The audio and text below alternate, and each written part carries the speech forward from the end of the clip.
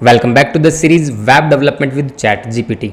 आज की इस तीसरी वीडियो के अंदर हम देखेंगे किसी भी वेब बेस्ड एप्लीकेशन का डेटाबेस जो कि सबसे क्रूशियल पार्ट होता है, यूजिंग चैट जीपीटी की मदद से किस तरह से डिज़ाइन कर सकते हैं।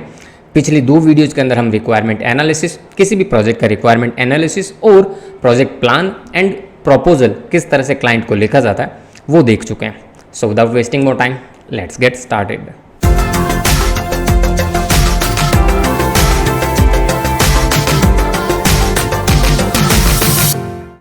अगर तुम एक रिटर्निंग व्यूअर हो तो डेफिनेटली तुमको पता होगा कि इस सीरीज के अंदर हम क्या एग्जांपल लेके चल रहे हैं, और अगर तुम एक न्यू व्यूअर हो तो मैं थोड़ा सा एक्सप्लेन कर देता हूँ, काइंड ऑफ एक रीकैप हो जाएगा। ठीक है, अभी तक हम एक छोटा सा एग्जांपल लेके चल रहे हैं रेस्टोरेंट वेब एप्लीकेशन का, जिसके अंदर हम एक प्रोडक्ट बना रहे हैं, एक web based application with the help of chat GPT. Coding नहीं कर रहे हैं, अगेन आई एम टेलिंग, बस हम एक प्रोजेक्ट प्लान कर रहे हैं कि किस तरह से चैट जीपीटी वेब डेवलपर्स की मदद कर सकता है in different phases of a project. Starting from requirement analysis, वो भी हमने किया, थोड़ा बहुत मैं दिखा देता हूँ। ये हमने रिक्वायरमेंट एनालिसिस के लिए जूम भी करके दिखा देता हूँ। ठीक है, उसके बाद हमने एक प्रोजेक्ट प्लान भी बनाया, वो भी तुम देख सकते हो। ठीक है, प्रोजेक्ट प्लान बना लिया, हमारे पास प्रोजेक्ट प्लान आया था 6 महीने का। ठीक है, और उसके बाद में नेक्स्ट स्टेप आते हैं UI design, backend design, database design.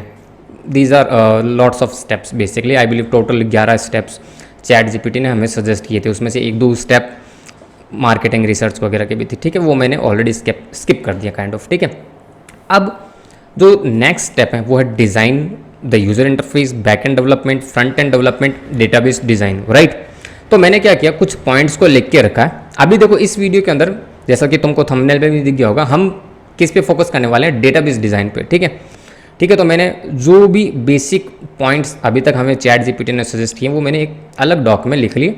Online ordering, customer can browse the menu, थोड़ा सा और वेल डिफाइंड फॉर्मेट में लिख देते हैं ताकि हमें प्रॉपर आंसर मिले, because it's all about question asking skill. जितना वेल डिफाइंड फॉर्मेट में, जितना सटीक तुम्हारा क्वेश्चन होगा ना, उतना अच्छा आंसर तुमको चैट जीपीटी देगा। ठीक है, online ordering, customers can browse the menu, customise their orders, place them directly through the web application. Payment options are with orders, online payment via net banking, UPI and COD. तो ये payment options होंगे। Table reservation का option है, allow customers to make reservation for a specific date and time. ठीक है, menu management, restaurant can manage their menu, they should be able to easily add, update, remove their items, prices. Customer reviews and rating का option है कि भाई customer जब आए, service मिले, उनको जो भी सर्विस एक्सपीरियंस रहे वो रेटिंग वगैरह दे पाए। टेबल्स मैनेजमेंट, जो भी रेस्टोरेंट्स की टेबल हैं उनको रेस्टोरेंट स्टाफ इजीली मैनेज कर पाए कि कौन सी टेबल फ्री है, कौन सी ऑक्यूपाइड है या फिर कौन सी रिजर्व है। ठीक है, ऑर्डर ट्रैकिंग, कस्टमर को उनके ऑर्डर का स्टेटस भी दिखता रहे।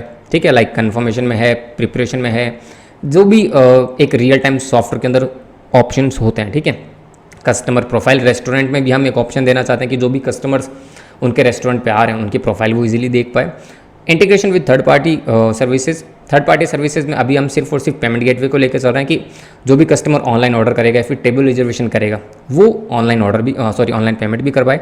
उसके बाद हम एक एक्स्ट्रा फीचर दे रहे हैं जो कि हमें चैट जीपीटी ने सजेस्ट नहीं किया था, ये मैंने अपनी तरफ से ऐड किया।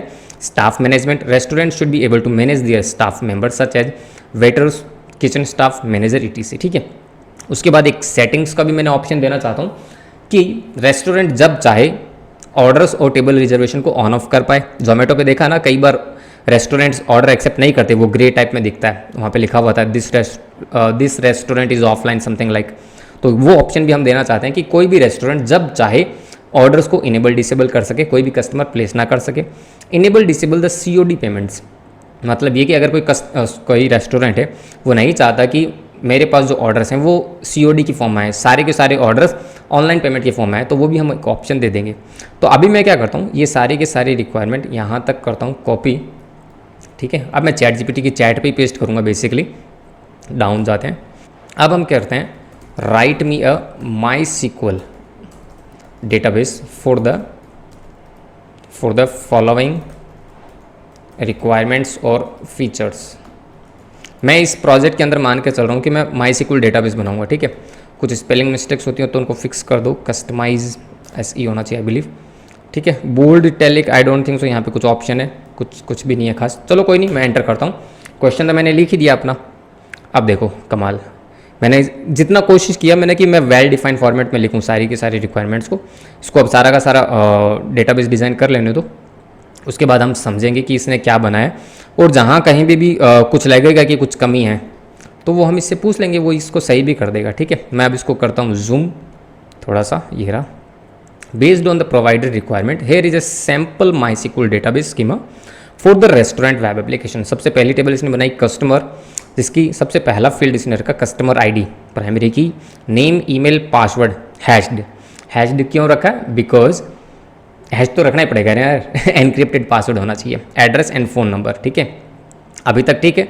जहाँ पर मुझे लगेगा कि किसी फील्ड की ज़रूरत नहीं है तो वो उसको मैं बोल दूंगा, ये वापस उसको करेक्ट भी कर देगा। ठीक है, तो कस्टमर्स अभी तक ठीक है।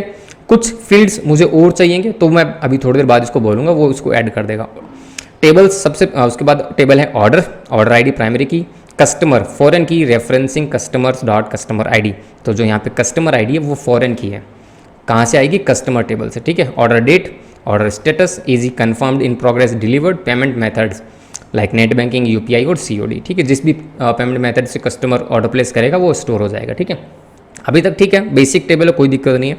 उसके बाद ऑर्डर आइटम्स की एक टेबल बनेगी, उस पर्टिकुलर ऑर्डर में आपने क्या क्या आइटम्स ऑर्डर किए हैं वो सारे अलग से स्टोर होंगे। ठीक है, तो order item ID, order ID foreign की, रेफरेंसिंग टू ऑर्डर्स टेबल, इस टेबल की जो ये ऑर्डर आईडी है ये यहाँ स्टोर होगी एज ए रेफरेंस। ठीक है, आइटम आईडी ये भी कहाँ से आएगा? फॉरेन की ऑफ रेफरेंसिंग मेन्यू आइटम्स, जो कि मुझे थोड़ी देर बाद में ही दिखेगी, इसके जस्ट नीचे है। ठीक है, क्वांटिटी मतलब कस्टमर ने कितनी क्वांटिटी ऑर्डर की है। ठीक है, तो अभी तक बहुत बेसिक है, हमारा काम चल सकता है, बट मुझे लग रहा है कि इसमें मॉडिफिकेशन की ज़रूरत है, वो अभी हम इसको सजेस्ट करेंगे कि ये मॉडिफिकेशन मुझे चाहिए, उसके बाद में रीजनरेट करवाएंगे। ठीक है, menu items, item ID primary की, रेस्टोरेंट आईडी फॉरेन की, रेफरेंसिंग टू रेस्टोरेंट्स टेबल, सही जाहिर सी बात है रेस्टोरेंट की भी एक टेबल बनेगी, नेम, डिस्क्रिप्शन, प्राइस और इमेज यूआरएल, बहुत बेसिक सा टेबल है। ठीक है, उसके बाद आता है रिजर्वेशन। रिजर्वेशन किसका होगा? टेबल्स का होगा। ठीक है, तो रिजर्वेशन आईडी प्राइमरी की, कस्टमर आईडी किस कस्टमर ने रिजर्व किया, रिजर्वेशन डेट एंड टाइम, किस डेट एंड टाइम पे वो आना चाहता है, टेबल आईडी फॉरेन की, रेफरेंसिंग टू टेबल्स टेबल, जो कि आई बिलीव नीचे होगा। रिजर्वेशन स्टेटस कन्फर्म्ड और कैंसिल, या तो कन्फर्म होगा या फिर कैंसिल्ड होगा, बहुत बेसिक सा है। उसके बाद चलते हैं रिव्यू टेबल पे, तो रिव्यू आईडी प्राइमरी की, कस्टमर आईडी जिस कस्टमर ने रिव्यू सबमिट किया है। ठीक है, रेस्टोरेंट आईडी जिस रेस्टोरेंट के बिहाफ में दिया, जिस पर्टिकुलर रेस्टोरेंट को उसने रिव्यू दिया है, रेटिंग 1 to 5 और कमेंट जो उसने कमेंट लिखा है। ठीक है, उसके बाद में आती है टेबल्स। ठीक है, टेबल आईडी, टेबल नंबर जो तुम देना चाहो, 2 3 4 5 10। ठीक है, और टेबल स्टेटस क्या है, ऑक्यूपाइड है, रिजर्वेशन है या अवेलेबल है। यहाँ पर एक की मिसिंग है जो कि है रेस्टोरेंट, किस रेस्टोरेंट के बिहाफ पे वो टेबल बन रही है। ठीक है, उसके बाद में आता है रेस्टोरेंट स्टाफ, तो यहाँ पे आता है स्टाफ आईडी, रेस्टोरेंट आईडी, सही बनाया इसने क्योंकि स्टाफ्स होंगे किसके, रेस्टोरेंट्स के तो होंगे। उसके बाद में आता है नेम और रोल। रोल क्या होगा? रोल बेसिकली या तो वो वेटर होगा या वो मैनेजर होगा या फिर वो किचन स्टाफ होगा, राइट। उसके बाद में आती है रेस्टोरेंट्स टेबल, इसको थोड़ा राइट कर देता हूँ। रेस्टोरेंट आईडी प्राइमरी की, नेम, एड्रेस, फ़ोन नंबर, ये देखो 2 ऑप्शन आ गए ना सेटिंग्स वाले। Is ordering enable, is reservation enable. ठीक है, उसके बाद में आता है इज़ सीओडी इनेबल, मतलब अगर आपने सीओडी इनेबल कर रखी है तो वो इन दोनों पे किस पे, ऑर्डर्स पे और रिजर्वेशन पे अप्लाई हो जाएगी। मतलब यहाँ पे बस ट्रू फॉल्स में वैल्यू जाएगी या फिर जो 1 0 में, मेरे ख्याल से तुम समझ पा रहे हो। ठीक है, payment gateways, gateway ID, name और एपीआई की। अब जनरली होता है क्या, काफ़ी सारे पेमेंट गेटवेज होते हैं, तो हम कौन से पेमेंट गेटवे को यूज़ करना चाहते हैं, 1 2 10 सब की एंट्री यहाँ कर दो, जो भी नेम है उसका डाल दो और एपीआई की जो भी उसकी है वो ऐड कर दो। ठीक है, अब इसने कुछ मैसेज लिखा, note this is simplified representation of database schema.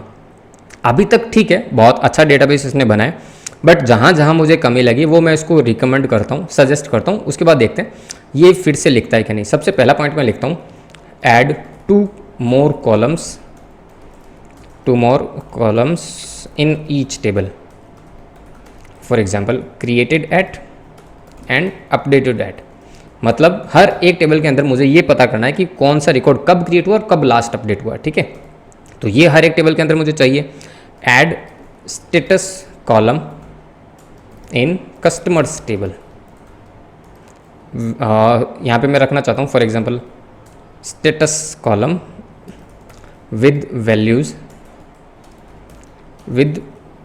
चलो कस्टमर के अंदर हम स्टेटस नहीं रखते, बिकॉज जो कस्टमर है वो तो ग्लोबल कस्टमर है ना, वो रेस्टोरेंट थोड़ी ना इनेबल डिसेबल कर सकता है। रेस्टोरेंट तो नहीं कर सकता, but as a product owner मैं तो कर ही सकता हूँ, तो मैं रखूँगा add status column with values for example active, inactive और blocked for example in customers table, ठीक है, BLOCKED, ठीक है। थर्ड सजेशन मेरा रहेगा फॉर एग्जाम्पल, अब देखो ऑर्डर में मेरे ख्याल से क्या चेंज हो सकता है, ऑर्डर आईडी हो गया, ऑर्डर डेट हो गया, ऑर्डर स्टेटस सही भी है। हाँ, इस ऑर्डर पे कौन सी एक दो कॉलम और होने चाहिए, एक तो इस ऑर्डर पे कौन सी टेबल असाइंड है और दूसरा कौन सा वेटर असाइंड है, राइट। तो मैं लिख देता हूँ add 2 more columns in orders table, थोड़ा सा सिंगल कोटेशन वगैरह लगा देते हैं ताकि ये थोड़ा और इजीली उसको अंडरस्टैंड कर पाए। Add 2 more columns in each table, ठीक है। Add status columns with 2 values in customer table, ठीक है, यहाँ पे भी डबल कोटेशन लगा देते हैं।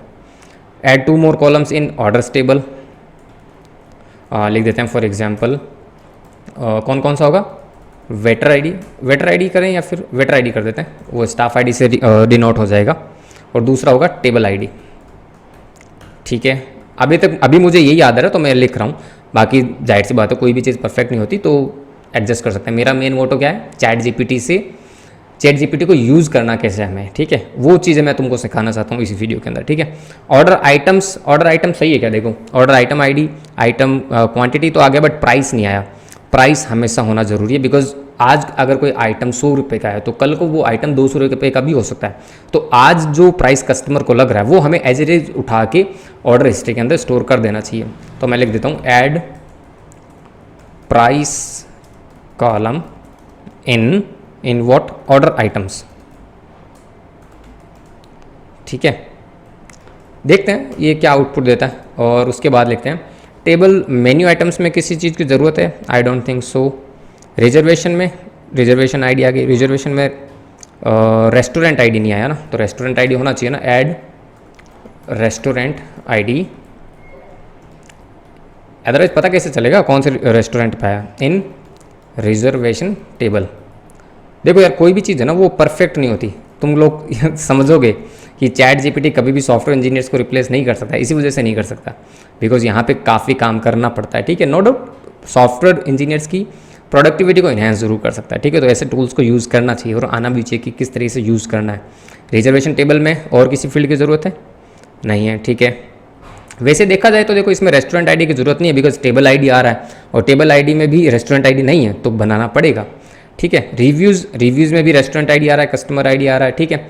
ज़्यादा से ज़्यादा रिव्यूज़ के अंदर एक और कॉलम ऐड कर सकते हो कि कौन से ऑर्डर के बिहाफ पे किया, चलो रहने देते हैं, स्किप कर देते हैं।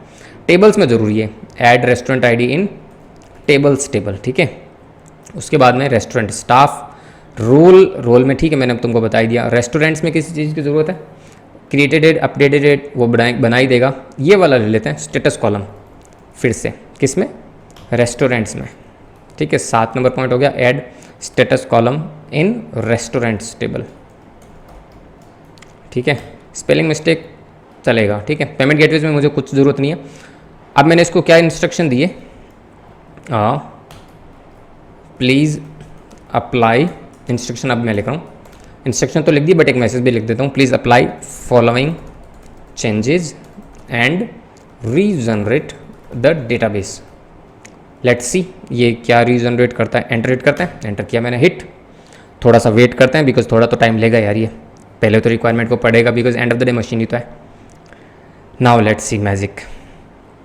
ओके, मुझे पासवर्ड हैश की ज़रूरत है ज़रूरत बिल्कुल है।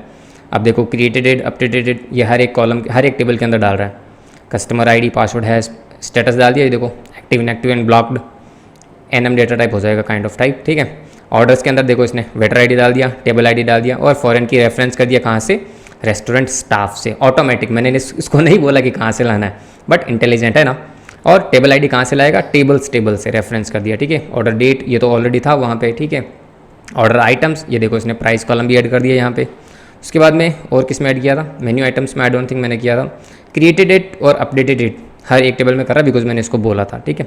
रिजर्वेशन में ये देखो I believe restaurant ID missing था ना, ये आ गया, राइट। उसके बाद में रिव्यूज़ में कुछ मिसिंग था, रिव्यूज़ कस्टमर क्रिएटेड डेट और अपडेटेड डेट ये मिसिंग था।